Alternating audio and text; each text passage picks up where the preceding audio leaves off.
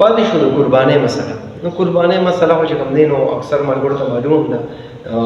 یو چې کوم دی تاسو ته پته ده چې کوم څاروي باندې قرباني کېږي. نو ګوره په چیلې ګډ ګډه او دا چې د کال وي او غوا غوایي او میها او کټۍ وغیره چې کوم دی دا د 2 کال وي یاد مو دی او ورسره چې کوم دی نو اوښه هغه د 5 کال وي. نو په دې باندې قرباني کول جایز دي. د نورو څارویو باندې قرباني کول دا جایز چې کوم دی نه دي. بهرحال د ګډ والا کې دا راځي، نور والا کې نه. که چېرته ګډ دومره سره وي دومره ښکلی برابر وي د 6 میاشتو 8 میاشتو وي او دی چې کوم دی د 1 کال چیلو ګډو بیسو سره پرېږدي او هغوی سره د کال په شان برابر ښکاري په ده باندې قرباني جایز ده. خو دا صرف په ګډ کې وي. داسې نه چې چیلې که غټې وي او چې د کال یو ورځ هم پکې کم وي هغوی باندې قرباني نه کېږي. دې کې یو خبره هغه کسانو ته وایم چې څوک چیلې او چیلې ګډ څاروي دي نو تاسو ته مه ووایئ چې چیلې او ګډ وغیره دا به د 1 کال وي. که 1 کال کې یو ورځ هم کم وي قرباني پرې نه کېږي. نو هغه وروڼو ته زه وایم چې کوم چا ته پته ده چې دې څاروي کې یو ورځ کمه ده او دې به د مسلمان باندې ګران ور خرڅومه او ورله یې په دروغ باندې چې دا کال پوره شوی دی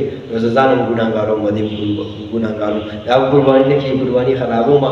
دومره پیسې 10,000 روپۍ هغه ورکوي او ته هغه چې کوم دی ګناهګارۍ.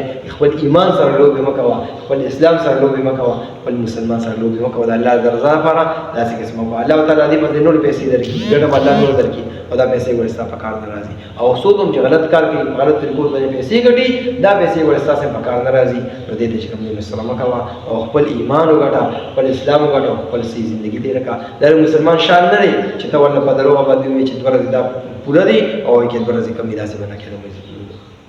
بله خبره ده چې د غاښ دا مسله ده. نو که غاښ وي خو ډېره ښه ده. که غاښ نه وي او تا له یقیني پته وي څاروړ دی تا کور کې څاروی دی او تا له یقیني پته ده چې دا څاروي د کال پوره دی د 2 کال پوره دی په یې باندې قرباني کېږي کولی شي. که غاښ بیا نه وي او غاښ مونږ ځکه او بل ځای کې کسان نور ځکه ګوري چې د چا په خبره یقین کوي. نن سبا د اعتماد والا خبره پاتې نه شو، خلک دوکې کوي. نو په دې وجه خلک غاښ ګوري چې غاښ وګوري بیا ښه خبره ده. خیال مو دی. بهرحال چې قرباني دې واخیسته نو په څاروی دې واخیستو نو په چیلي او چیلې ګډ ګډه کې دا په یوازې کې او میخه غوا غوایي وغیره کټې جوټه وغیره دې کې چې کوم دی نو 2 کسان هم قرباني کولی شي او د 2 نه کم هم کولی شي. بعضې کسان چې نه دې کې خامخا 2 کسان کې دا خبره غلطه ده.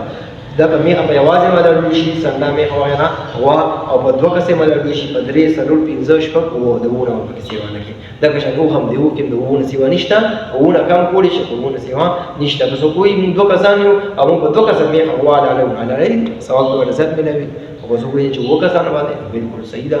او دا یاد ساتئ چې کله دا شریک وي او 2 کسان وي د 2 کسان پیسې برابر دي. دا نه چې دا یو غریب دی پیسې کمې کوي بل باندې دې بس یو کې نه، دا ټول پیسې برابر چې د 1 روپۍ مخکې وروسته پکې نه وي دا به اثر او دا غوښې نیت پکې نه کوو. که چا په قربانۍ کې د غوښې نیت وکړو چې مړه قرباني پرېږده قرباني څوک کوي او زما خو نیت د غوښې دی چې غوښه وکړو مړه د قرباني نه کېږي او دې سره د ټولو قرباني نه کېږي. نو ته ووایې چې دا ولې نه کېږي او نور خپل پیسې ورکړې دي. زه ستا نه تپوس کوم چې څلور رکعته لمونځ دی او ستا نه په اخري رکعت کې چې همدې غلطي شوه او تا سجده سهو ونه کړه نو لمونځ دې خراب شو. مونږ ټول خراب شو، کنه 1 رکعت خراب شو، ټول مونږ خراب شو. نو ته وایې چې ما 3 رکعت صحیح کړی دا 1 رکعت غلطي شوه. نو نیت دې یو دی چې نیت یو دی دلته کې نیت یو دی ټول پیسې استعمالیت دی. نو په دې وجه نیت نه خرابو. نیت په دا قربانۍ کو د الله رضا او خاصه راځي او خاصه کور درځي ته بیا پرې تر ودی. نو په دې وجه موږ دا وحید نه کوو او په حلال پیسو باندې قرباني کوو.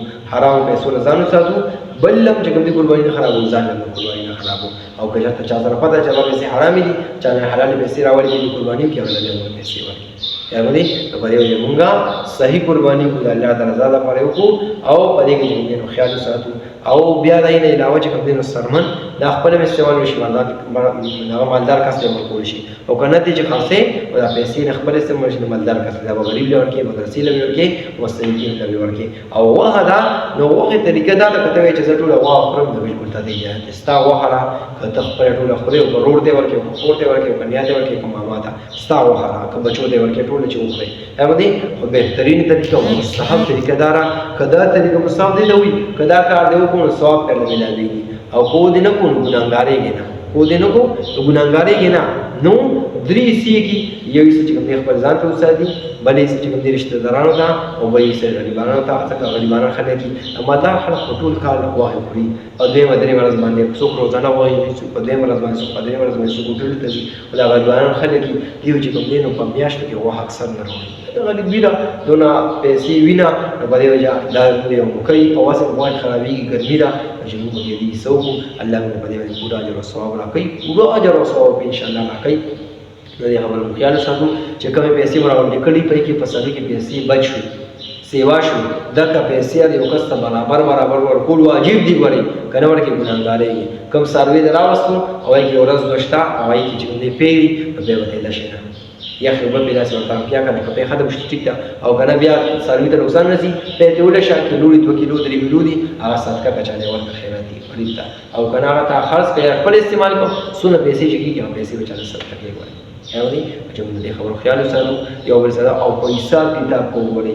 دا وخت چې تقسیموم که نه هغه په وخت دا طریقه صحیح ده، او که دا زما شو دا ستا شو دا یو خو دا طریقه بالکل غلطه ده. دویمه طریقه یو غلطه طریقه چې کوم دي زموږ په مسلمان کې رایج ده هغه دا ده چې لکه یو کس په راشي او د یو کس په رشته داري د نور په رشته دار دي هلکه ماله خپې پکار دي یا بیمار یم دا هلکه خپې وله ورکړه نه سره ټول نو سویلې نه شي نو داسې کار نه دي پکول. ستا خپل حصه کې خپې ورسېدې هلکه کور ته ورله ولېږه. نو یو کس راشي ما لږه غوښه راکړه هلکه راشي دا غوښه وله هلکه ټول یا شته نشته.